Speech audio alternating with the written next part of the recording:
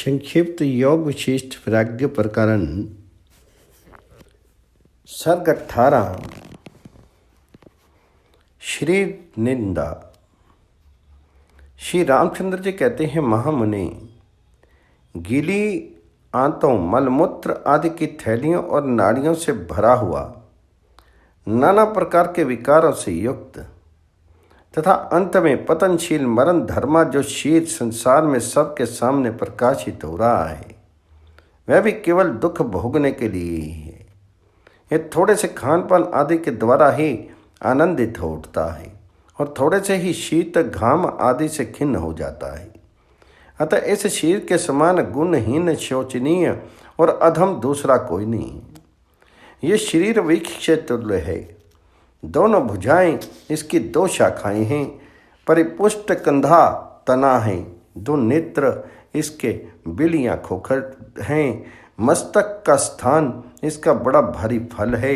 ये दांत रूपी श्रेष्ठ भद्र पक्षियों के बैठने के लिए स्तंभ के समान सुंदर आधार है। दोनों कान शब्द रूपी कठफोरवा पक्षियों के प्रवेश करने के लिए खोखले हैं। हाथ और पैरों की उंगलियां इनके सुंदर पल्लव हैं। गुल्म नामक पेट का रोग ही इस पर फैली हुई लताएं अथवा झाड़ियां हैं। ये कर्म करने के लिए पंचभूतों के समूह से संगठित हुआ है। जीव तथा ईश्वर रूप पक्षियों ने इस पर अपने घोंसले बना रखे हैं। दांत रूपी केसरों से शोभित उत्पत्ति, विनाशील तथा मंद हास में विकास से युक्त हर्ष रूपी फूलों द्वारा ये शरीर वृक्ष सदा अलंकृत होता रहता है। सुंदर कांति ही इसकी छाया है। ये देह रूपी वृक्ष जीव रूपी पथिकों का विश्राम स्थान है। इसे किसका आत्मीय कहा जाए और किसका पराया। इसके ऊपर आस्था और अनास्था ही क्या हो सकती है। तात भाव सागर तथा नदी आदि को पार करने के लिए बारंबार अपनाई गई देलता एवं नौका में कौन आत्मीयता की भावना कर सकता है। जहाँ रोम रूपी असंख्य वृक्ष उगे हुए हैं, जो इंद्रिय रूपी बहुसंख्यक गड्ढों से भरा हुआ है, उस देह रूपी निर्जन मन में कौन विश्वस्त निर्भय होकर रह सकता है। जो संसार रूपी वन में उगा और बड़ा है, जिस पर चित्त रूपी चंचल बानर उछलता कूदता रहता है, जिसका प्रत्येक अव्यय विषय चिंतन रूपी मंजरी से अलंकृत है, महान दुख रूपी घुनों के लग जाने से जिसमें सब और छेदियां घाव हो गए हैं, जो तृष्णा रूपनी सर्पनी का घर है, जिस पर कोप रूपी कौवे ने घोंसला बना रखा है, जिससे मंद मुस्कान वाले पुष्प प्रकट होते और खिलते हैं, इसलिए जिसकी बड़ी शोभा होती है। शुभ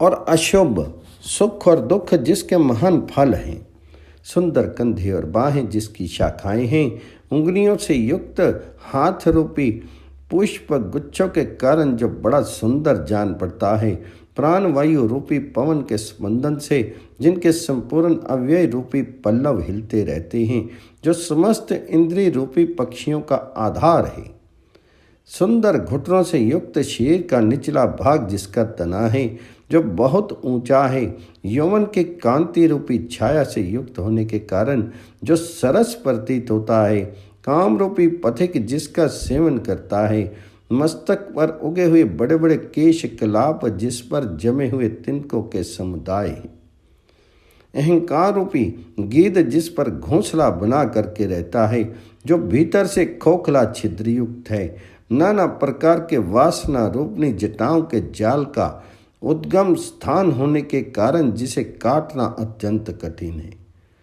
तथा परिश्रम रूपी शाखा विस्तार के कारण जो रूखा दिखाई देता है, वह शीर रूपी वृक्ष मुझे सुखद नहीं प्रतीत होता।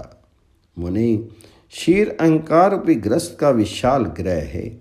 यह गिरकर सदा के लिए धरती पर लौट जाए अथवा चिरकाल तक स्थिर बना रहे, इससे मेरा क्या प्रयोजन है। जहाँ इंद्रिय रूपी पशु कतार बांध कर खड़े रहते हैं, तृष्णा रूपनी ग्रह सामने बारंबार घर के आंगन में डोलती फिरती है, तथा जिसके समस्त अवयवों को आसक्ति रूपी गेरू आदि के रंग से रंगा गया है, वह शीर रूपी ग्रह मुझे अभीष्ट नहीं है।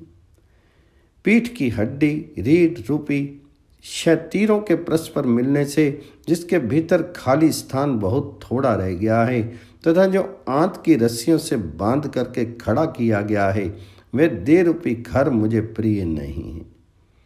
जिसमें सब और नस नाड़ी और आंतों की रस्सियां फैली हुई हैं, जिसे रक्त रूपी जल से बनाए गए गारे के द्वारा लीपा गया है तथा बुढ़ापा रूपी चूने से जिस पर सफेदी की गई है, वे देह रूपी घर मुझे अभिष्ट नहीं है।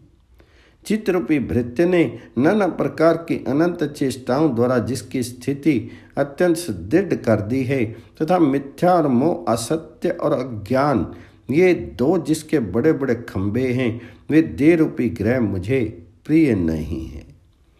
दुख रूपी छोटे छोटे बच्चों ने जहाँ रो रो कर कोलाहल मचा रखा है, गाढ़ निद्रा रूपी सुख शैया के कारण जो मनोरम प्रतीत होता है तथा जिसमें दुश्चेष्टा रूपनी दग्ध दासी निवास करती है, वे देह रूपी घर मुझे प्रिय नहीं है।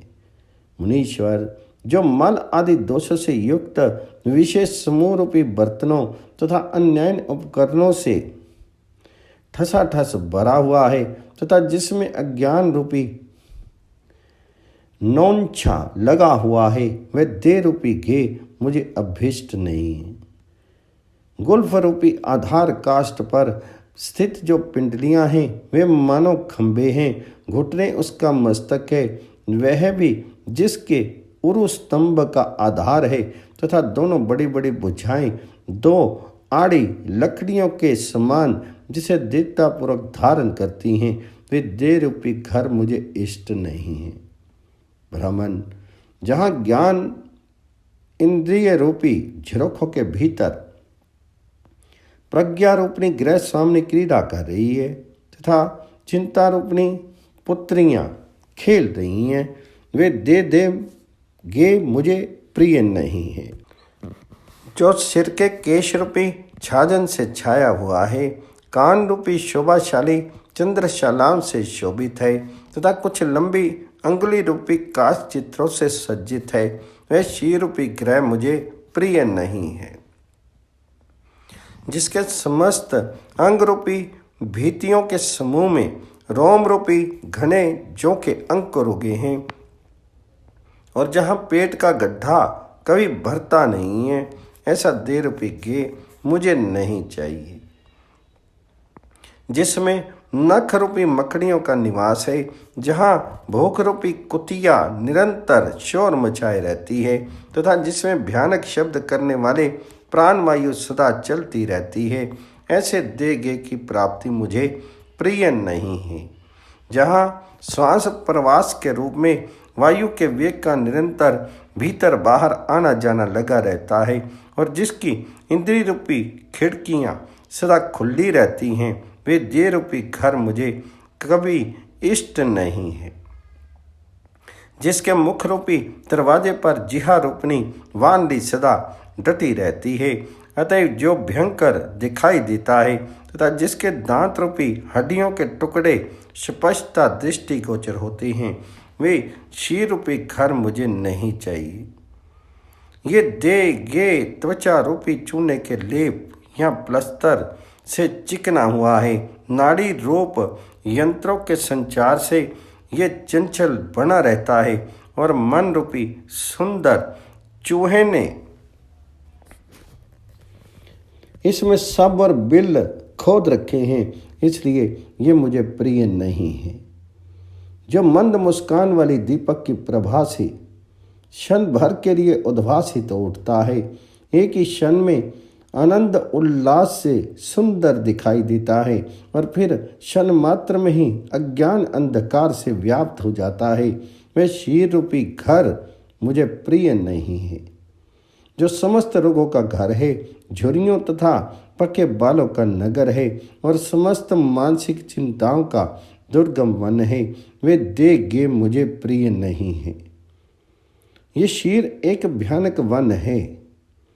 इंद्रियां ही इस जंगल के भालू हैं जो अपने रोष के कारण इसे दुर्गम बनाए हुए हैं। ये भीतर से सुनाहे तथा अनेक निस्सार खोडरों से युक्त है। इसकी दिशारूपी कुंजें घोर अज्ञान अंधकार से व्याप्त होने के कारण गहन जान पड़ती हैं, अतः यह मुझे कदापि प्रिय नहीं है। यहाँ धन संपत्ति, राज्य, शीर, नाना प्रकार की चेष्टाओं और मनोरथों से क्या लेना देना है, क्योंकि काल कुछ ही दिनों में इन सबको अपना ग्रास बना लेता है। मुने, यह शीर केवल रक्त और मांस का ही बना हुआ है। इसका एक ही धर्म है, विनाश। फिर इसके बाहरी और भीतरी स्वरूप पर विचार करके बताइए, इसमें कौन सी रमणीयता है? तात, जो शीर मरने के समय जीव का अनुसरण नहीं करते, उसका साथ छोड़ देते हैं, वे कितने बड़े कृतघ्न हैं। फिर आप ही कहिए, उन पर बुद्धिमान पुरुषों की क्या आस्था हो सकती है? यह शीर उस कोमल पल्लव के समान है जो तनिक भी वायु का संचार होते ही जोर जोर से हिलने लगता है। ये आदि व्याधि रूप सैकड़ों कंटकों से शत विशत होने के कारण जर्जर हो जाता है। इसका स्वभाव शुद्र है तथा ये कड़वा और नीरस है, अतः मुझे प्रिय नहीं है। चिरकाल तक यत्न पूर्वक खा पी लेने के बाद भी नूतन पल्लवों के समान कोमल कृष्णता को प्राप्त होकर ये बारंबार विनाश की ओर ही दौड़ता है। दीर्घ काल तक लोगों पर अपना प्रभुत्व स्थापित करके धन संपत्ति का सेवन करने के बाद भी ना तो ये ऊंचे उठता है और न स्थिरता को ही प्राप्त होता है। फिर इस शरीर का इसलिए पालन किया जाता है, कोई भोग वैभव से संपन्न हो या दरिद्र, दोनों का शरीर समान ही होता है। बुढ़ापे के समय बूढ़ा होता और मृत्यु काल में मर जाता है। उसे अपने में किसी विशेषता का अनुभव नहीं होता। जो लोग इस नाशवान शरीरों में आस्था रखते हैं, इन्हें नित्य स्थिर रखने वाला मानते हैं तथा जो संसार की स्थिरता पर भी विश्वास करते हैं, वे मोह रूपी मुद्रा का पान करके उन्मत्त हो गए हैं। उन्हें बारंबार धिक्कार है। मुनि, मैं ना तो इस शरीर का कोई संबंधी हूँ और ना शरीर हूँ, ना ये शरीर मेरा है और ना मैं ही ये शरीर हूँ। ऐसा विचार करके जिसका चित्त परमात्मा में विश्राम ले रहा है, वे ही लोग पुरुषों में उत्तम हैं। जो मन, मान और अपमान से वृद्धि को प्राप्त हुई हैं और प्रचुर लाभ से मनोरम प्रतीत होती है, वे दोषपूर्ण दृष्टियां केवल शरीर में नित्यत्व का विश्वास रखने वाले मनुष्य को नष्ट कर देती हैं। जो शीर रूपी गड्ढे में सोती हैं और अहंकार का चमत्कारपूर्ण कार्य है, उस मनोहर अंग वाली पिशाची ने छल से हमारा सर्वस्व हार लिया है। शीर में ही नित्यता का विश्वास रखने वाली इस मिथ्या ज्ञान रूपणी दुष्ट राक्षसी ने अकेली असहाय दीनहीन प्रज्ञा सुबुद्धि को पूर्ण रूप से ठग लिया। ये कितने दुख की बात है। कुछ ही दिनों में जीनता को प्राप्त होकर के ये शीर रूपी पल्लव झरने की जल की बूंदों के समान बिना किसी यत्न के अपने आप गिर पड़ता है। समुद्र में उत्पन्न हुए पानी के बुलबुले की तरह इस शीर का बहुत शीघ्र विनाश हो जाता है। ब्राह्मण, ये शीर मिथ्याभूत अज्ञान का विकार है और स्वप्न रूपी भ्रांतियों का भंडार है। इसका विनाश बहुत स्पष्ट दिखाई देता है, इसलिए इससे मेरा क्षण भर के लिए भी विश्वास नहीं है। जिस पुरुष ने बिजली, शरद ऋतु के बादल और गंधर्व नगर के चिरस्थायी होने का निर्णय कर लिया है, वही इस शीर की नित्यता पर विश्वास करे। मैं तो नहीं कर सकता। शीघ्रतापूर्वक नष्ट हो जाने में हठपूर्वक अपना उत्कर्ष जताने के लिए जो होड़ लगा करके प्रवृत्त हुए हैं, उन सतत विनाशील पदार्थों की अपेक्षा भी जो अधिक क्षणभंगुर हैं, उस प्रबल दोष युक्त शीर की तिनके के समान उपेक्षा करके मैं सुखी हो गया हूँ। सर्ग 18 समाप्त।